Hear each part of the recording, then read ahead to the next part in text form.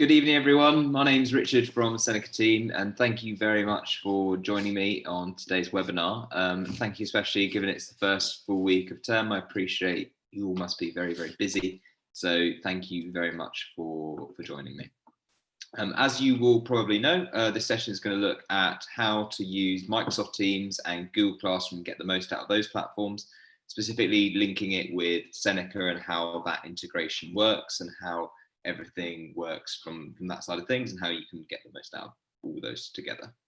So I'm going to show you functionality for all three platforms, and it will go from very basics of what Seneca actually is and how that works, and what Google Classroom and Microsoft Teams is and how they work, through to how to support students effectively, how to monitor progress, how to set assignments, all that sort of stuff.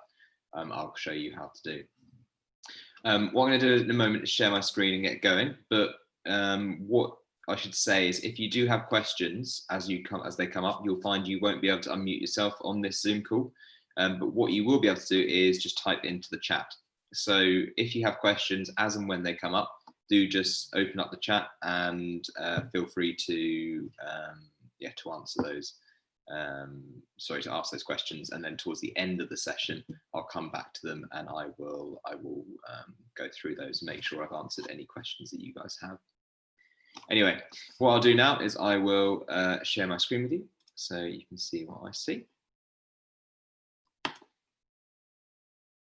Okay, hopefully you can all see that.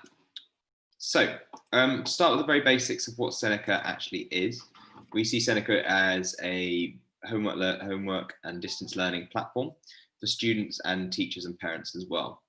Now, schools and students and parents and teachers use this in a whole host of different ways. That the way that people have used us have changed a lot, obviously, over the last 6 months. As you can probably imagine, the way we've done everything has changed, and we're no different. So we've become much more of a distance learning platform, specifically for schools, and then also in terms of home learning and things like that. Parents have relied on us a lot more, and also teachers have relied on us a lot more to deliver content for them. There's a few really important things that I think are worth noting about Seneca, and some of the key highlights, if you like, is first of all that everything that is, or the way the platform is designed, is based on cognitive science. So what is shown to be effective in learning is automatically included in the platform. So you don't need to worry about whether your students are using the effective learning strategies that have been proven to be effective, and the system will automatically do those for your students. Secondly, talking about automatic, is everything is marked automatically, which I know will be a complete godsend for you guys. So it will automatically generate answers to questions, automatically give feedback to students, and then it will also automatically allow you to track students' progress through Seneca's platform. And I'll show you what that looks like and how that's done in a moment. Fourthly, everything on there is adaptive. And what I mean by that is it's basically the differentiation is done for you. So as a student goes through a learning session on Seneca, the system will be learning and understanding what the student does and doesn't know, and it will be adapting accordingly. So say, for example, you stood behind two kids who were using Seneca, and they were going on answering questions differently. You'll see two very different sessions, be that giving more support to students who are struggling with particular areas of the curriculum, or pushing students on faster and more difficult concepts. That all happens automatically. And the last point I think is worth mentioning is that it's free. So I know that will be music to your ears with budgets being tight the way they are. There's no cost to anything I'm going to show you today. So you can feel free to start using Seneca without having to go and ask for a budget holder's permission. So I talked a bit about the sort of cognitive science that sits behind Seneca. Now, we worked with a group of cognitive scientists that specialize in education, and we have an in-house team as well that look into this. And we obviously wanted to make sure that the way we implemented the theory was effective. So we did a randomized controlled trial with just over 1,100 pupils. And what we found was, when comparing it to similar independent learning tools like revision guides, for example, with very similar pre-test results, you found that the post-test results were over twice as effective when using Seneca compared to revision guides. And if you look at revision guides and the science, the way that those revision guides are set out don't tend to be particularly take into account the cognitive science and what's shown to be effective. But we see the differentiator for us is that we apply those principles, and you can see the difference it makes by looking at these results. Now that research was peer reviewed and published in these places. So if you want to read about that more or ask questions about it, please do. But yeah, go to these websites and you'll be able to find the research on that. Now, in terms of what we have today, so we have content that goes from year 3 right up to the end of A level. And everything on there is either exam board specific at Key Stage 4 and 5, or at Key Stage 2 and 3, it's linked directly to the national curriculum. So what that means is you can be really reassured that whatever your student is learning on Seneca, that they are accessing exactly the right content that they need to know, either for their age group or for their exams coming up. And in terms of the current state of affairs of who is using Seneca, we have about 3.75 million students using Seneca, and just under, I think it's just over now, 190,000 teachers. So there's lots of people using it, and we're really pleased that we've been able to support schools, teachers, parents, students over the last 6 months, and before that obviously, but particularly over the last 6 months when it's been so challenging for everyone. So that's sort of a bit of a background of Seneca.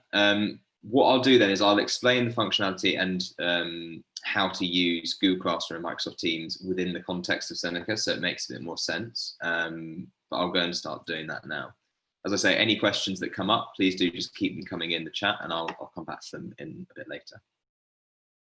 So when you first log into Seneca account, if you've got classes set up, they'll pop up just here. But if you haven't got classes set up yet, what you'll be able to do is create a class. It's very straightforward. You just click this link basically. And then you can give the class a name, whatever it is you want. And then you create the class. And then you've got a checklist to go through here that basically allows you to set up your class quickly and yeah, just talks you through the process basically. So it's important to say is if you need help at any point during this process, you just click this Get Help button and it will give you more support and guidance on completing that stage. Let's just go ahead and do this first step, which is to add some courses to the class. So I click this Add Courses button. And what you can do is you can search in the bar at the top here. You can filter using these filters down the side here, or you can just scroll and have a look, whatever you want. And you can select as many or as few of these as you wish. You just select the ones you want. I'm going to choose a pretty random selection here. And then when you're ready, you can click, you've got 6 courses here, you can just click Add Courses at the top. And then it takes you on to the next step, which is to create an assignment to mark the work for you. So again, if you go in and create assignment, if you need help, you can get it there, but let's just go straight in. You pick from one of those 6 courses that I've just added, for example, this one. And then you will choose from any of these sections. You will select the ones you want. It's important to say as well, these courses cover the whole spec. There's nothing missing in them. There's nothing we hold back. So all the content students can learn, they can learn for free. So once you've selected the sections you want to set for your students, you have an option at the top here just to see how long this is expected to take. It's quite handy for planning your work ahead, or planning the work for your students, sorry. And then when you're ready, you click Assign, give it a name,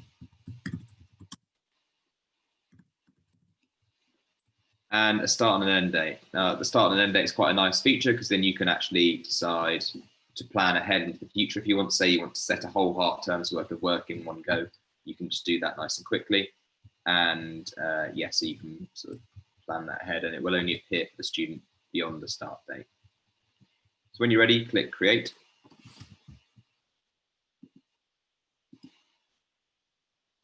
And then the last step is to invite some students. We've added courses, we've created an assignment, but we don't actually have any students in here yet. Now, this is where the first step of our sort of integration with Google Classroom and Microsoft Teams comes in. So if you look here, we've got Google Classroom. It says to share the class invite link with your students. So if I'm going to click on one of these, it will basically take me through the process. I'll show you the Google Classroom one first. So I click on Google Classroom, it loads up straight into Google Classroom. And the first thing I need to do is I need to choose a class to share it with. So I'm going to choose this Year 10 group. And then I choose an action. So there's 4 different actions you can do in Google Classroom. It's either create an assignment, ask a question, make an announcement, or create material. Probably the only one that needs explaining really is the create material option, which is, it could be used for you guys for things like if you want to upload a source in history, or maybe a formula sheet in science, or I don't know, a PDF of a text in English, for example. So that's the sort of thing you'd upload, just a piece of material for students to be able to have as a reference. But what we're going to do for this, when we're sharing the class invite link, I'm going to make an announcement for this example. And I'm going to click go when I'm ready. And what that will do is you'll see this link has been generated here. And I've got a spot to put a little message in here, something like this. Click the link to access, to join the class maybe. Whatever it is you want to write. And then some functions over here. So you've got the class it's for, but you can select just specific students if you just want to send this to specific students, if that's useful. So you can just deselect them, unchecking these boxes. And you can also use this down arrow to do other things, like so you can just post straight away if you want, or you can schedule the post for later, or save it as a draft so you can complete it later. It's up to you, but we'll just post it for now so we see what happens. Okay, so next thing I need to do is, if I want to just view this post, I can just do that quickly by clicking the view. And I'll explain some of the, in a bit more detail, some of the functionality within Google Classroom. So you'll see this is the link I've just shared here. Click the link to join the class. If students click on this link, what happens is they're taken into their Seneca account. If the student's not logged into Seneca, it will just ask them to log in. But if they're already logged in, it will just take them straight in. And it will show them a message to show that they've joined that class. There you go. So you've just joined name, which is the name I gave the class earlier. And then it gives the student some information. If I click continue, that takes the student into the class. You can see those 6 courses I added earlier. And you can see the assignment I set as well. So the student can just get going with that if they want. So I should say on here, this message went, or this announcement we made, went into what's called the stream in Google Classroom. Now the stream is like basically the message board of Google Classroom. So it's where all your messages go in, all your notifications of assignments go in, and it allows for 2-way communication between you and your students. So I can write comments here, for example, students can write comments there. And yeah, so there's just an opportunity for you and the students to have conversations in the stream section. So that's the process in Google Classroom. Let me show you the same process in Microsoft Teams. So again, go back to this stage. Before we click Google Classroom, this time we're just going to click Microsoft Teams. And the setup is fairly similar on Microsoft Teams. The difference is that in Microsoft Teams, rather than having classes, you have what's called channels and teams. So teams being something like a department, and a channel being something like a class, but your school might have set it up slightly differently. So the first thing you do is choose where to share it to. So I'm going to say I've got a Year 10 maths group here that's set up. I'll pop that in there. And then again, I've got the link already generated for the students to join the class, and I'm going to put a similar message in there as before.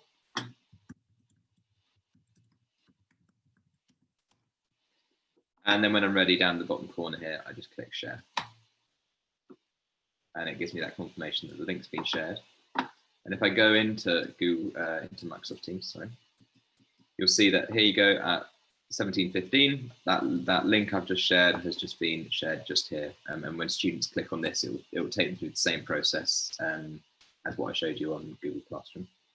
And again, this is the equivalent of the stream for Microsoft Teams. So students can have conversations here. You can tag people in conversations. Students can reply to these. You can reply to students, etc. All happens within these channels. So that's how to invite students to class. Now, you're probably thinking, okay, well, you know, I've invited students to class, and how can I actually tell them what's going on in Seneca? And when I set assignments, how can I make sure they know that that happens as well? So what I'm going to do is I'm going to step over into a class that actually has some students in already, because this will make a lot more sense then. So you'll see that I've got this group here, it's got 30 kids in it. And what I can do is if I want to share, create a new assignment and then share it on Classroom or Teams, I can just click this Add Assignment button here. And again, just like before, I select these sections, whatever it is that might be. So as many as few as you want, as before. Again, you've got that time period suggestion at the top here. When you're ready, you click Assign. Now this time you have a list of students because we have actual students in this class now. Now we can just select all of them, or we can just select some of them, whichever is appropriate. But don't forget, each of these students will have a differentiated assignment to do, because it will automatically adapt to the students' questions that they answer. It will change according to what the students do. Now when I click Next, that will then take students through to the assignment. Again, I give the assignment name, just like I did before, and a start and an end date as before. And when I click Create this time, now because I've got students in there, I'll then get the option to share this via Google Classroom and Microsoft Teams. So again, let me show you both of those options, starting with Classroom. So if I click on there,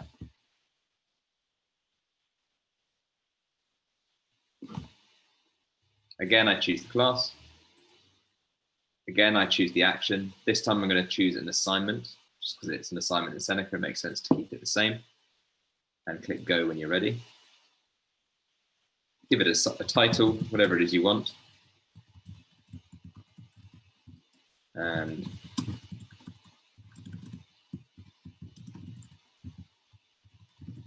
again, a message, and that link's been automatically generated here.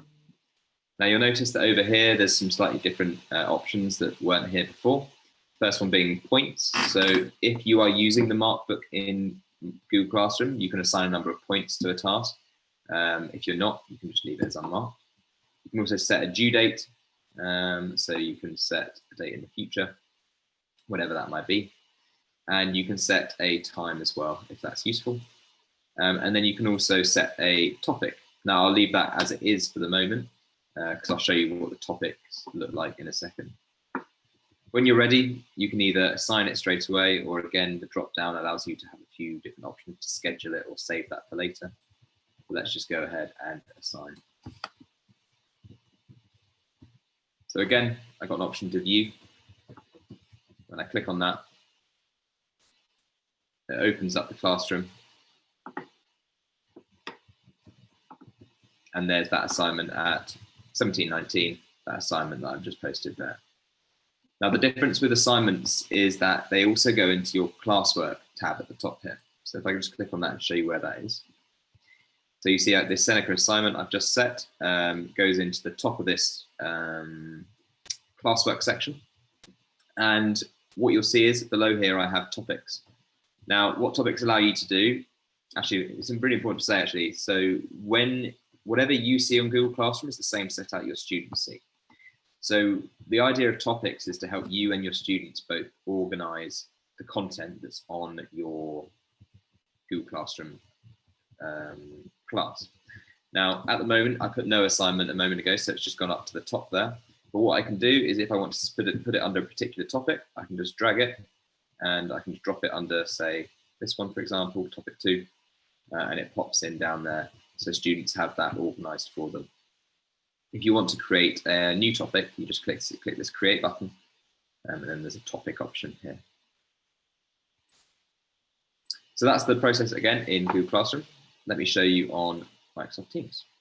So So again, it's very straightforward. Just click this link again.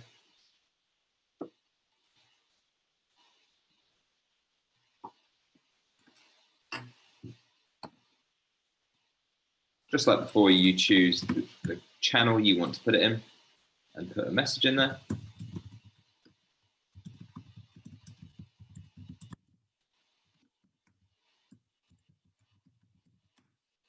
Whatever it is that makes sense to you. And again, you can share in the bottom corner down here. And again, that link has now been shared. So if I go back into Teams, you'll see that at 17:21, there's that assignment shared. And if your students click on that, they'll just get taken through to the assignment.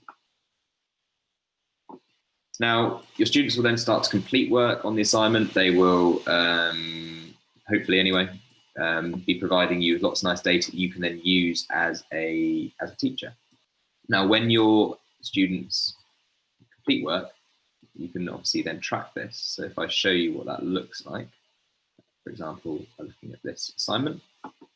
This is just an old assignment we've got here. What you can see is obviously all the students' names listed here. You can see a status. This timer means it was late.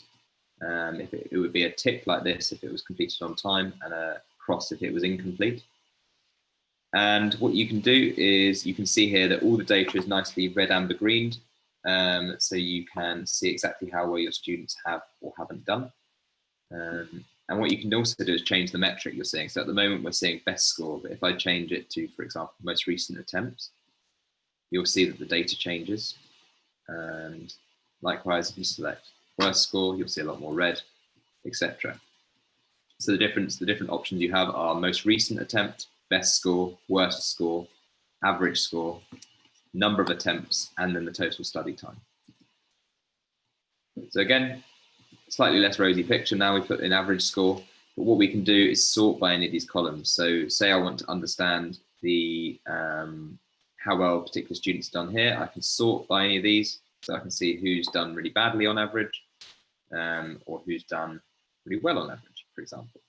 So again, you can sort by any of these columns just by clicking on the header of the column.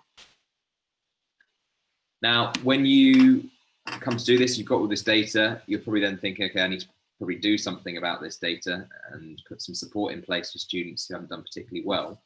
Now, we provide that with an option to make it really easy to do that, just using this Smart Reassign button that we've got at the top here. And what that will do is it will basically set work again for the students from this assignment based on how well they've done. So if I click in here, you'll see that you have the option to choose to reset it for students who didn't complete the work, students whose best score was less than 50%, or students whose best score was less than 80%. So you can select as many or as few of these as you want. And what it will do is it will automatically set their work just for those students, depending on how well they did. So when I click reassign, I give it a name. A start and end date, just like before, and then I reassign it. I then can share it in Google Classroom, Microsoft Teams again if I want, but I've already shown you how to do that, so I won't show you again. Not sure why that happened. Let me just refresh, should show up again.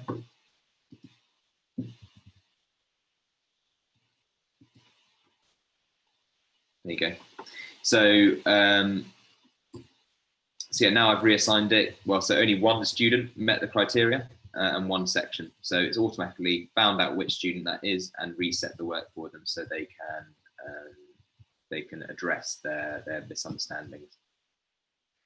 And don't forget, next time the next time the student does that section, because they will have already done it, the session will be different because the system will understand and know what the student knows, and it will adjust accordingly. Now, this data is obviously great for your assignments and tracking how students are doing for the work you set them, but you probably want to be able to track what your students are up to when they are just doing independent work as well. And for that, you use this Insights tab here. Now, we've got the first thing to do is to select the course you want to see data for, and then select the metric, just like the same options you had before. And then you see that you can select the date range that you want to see data for. So I'm going to select, I want to see it for the last year. If you want to, you can put in custom dates as well. You don't just have to choose from these options. I can then select the sections I want to see data for. So again, I can choose as many or as few of these as I want to see the data for. And then I click select sections. And you give it a second to pull the data through. And then there you go. You can see over the last year how my students have done on those sections I've selected. Again, nicely red, amber, green, so you can really quickly identify where there are gaps in students' knowledge. And you can sort by any of these by clicking the headers just like before, to see who's not done it or who's done not so well, or who's done really well. You can see Leah's done particularly well in this exception words section here. Now, it's important to say that I forgot to mention this actually on assignments, is anywhere that there is data on Seneca, you can export it to CSV. So if I was to click this button, whatever data was on the screen at the time would be downloaded straight into a spreadsheet, so that then you can then use it however you want. If you want to upload it to Google Classroom, the Markbook, you can do that. If you want to use it in any other system that you use, you can also do that and use that using that. Now, the final place you can see data on the teacher platform is through this Students tab. So again, if I click on that, and this is sort of the highest level overview of what your students have been up to. So it gives you stats like total learning time, the average score across all their learning, the number of sessions they've completed, and the number of correct answers. So it's just really a check of what your students have been up to and how well generally they've been doing. And if you want to drill down any further into the data, you go into this Insights page. Now, again, it's just for the course you select and the date range you select. So you can just see, say, for example, over the last week, what have they been up to? And it will just change the data accordingly. Again, download to CSV is an option if you want to make this data into a spreadsheet. So that is basically that. I'm not going to focus on any of what the students see for the scope of this session, because we're mainly looking at how you guys as teachers will use this with Classroom and Teams. But one final thing to say on Teams is a really nice feature they have to help basically ease the use of using different apps within Microsoft Teams. So you'll see at the top here, you've got 3 different tabs automatically generated for you. Now, what you can do is if you press this little plus sign, you can actually add a whole host of other apps basically to this page on Microsoft Teams. So it's a really good way to have your students to have easy access to the things you use a lot. Everything from Microsoft Word and Excel or your Microsoft products to other third-party apps you can add into to an extra tab. But what I'll just do is show you how it works with Seneca. So again, if you click on website this time, give the website a name like Seneca, and paste a link, which is this https app.senecalearning.com. And you'll find this just at the beginning of any web page you're on when you're logged into your account. But if you add that in, and you can choose to post to the channel about it if you want or not. And when you click save, what that will do, give it a second, is within Microsoft Teams, you will then have the option to see your Seneca account, and students will be able to log into their own Seneca account as well. So it's a really nice way to sort of integrate it all and just have your students have one place to go where they can log into everything. Unfortunately, that's not a feature on Google Classroom, but unfortunately, that's just the way it is, I'm afraid. Now, very last thing to say, which I think is really important, slightly outside the scope of Google Classroom and Microsoft Teams, but it is about our parent platform. Now, you may or may not know that a lot of the research shows that engagement with parents is a really important lever to make sure that students achieve as highly as possible.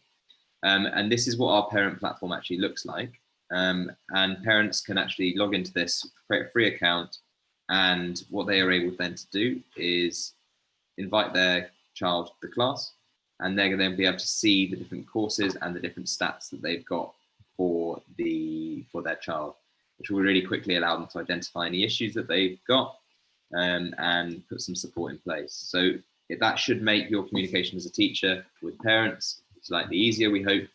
And if parents use this, then obviously, as the research shows, that it could be really transformative in terms of improving student outcomes.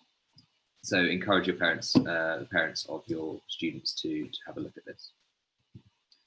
So that's all I basically wanted to talk about from this side of things. It's time to see if there are any questions. So if you do have any questions, do get them coming into the chat now, and I'll just come and see if they are, what questions there are.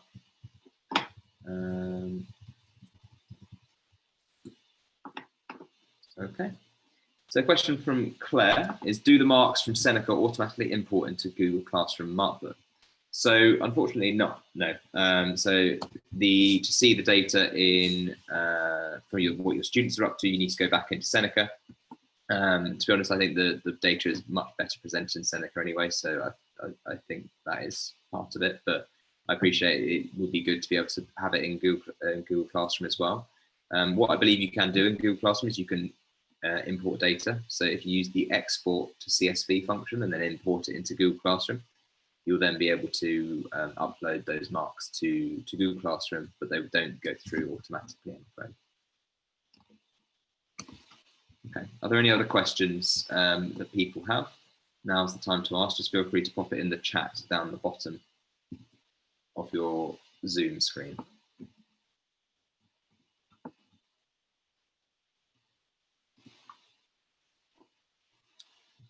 Okay, question from Alan. And yeah, thank you, Alan, because I should have actually mentioned this. The question is, can this be viewed again on YouTube? The answer is yes.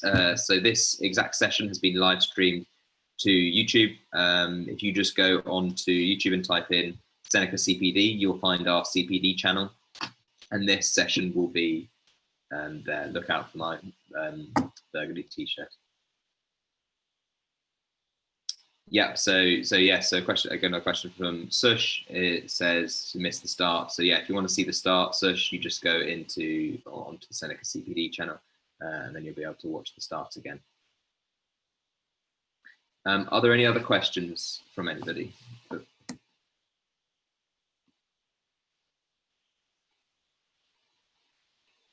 Okay, it looks like that is. Oh, sorry. Okay, one other question just come in at the last minute.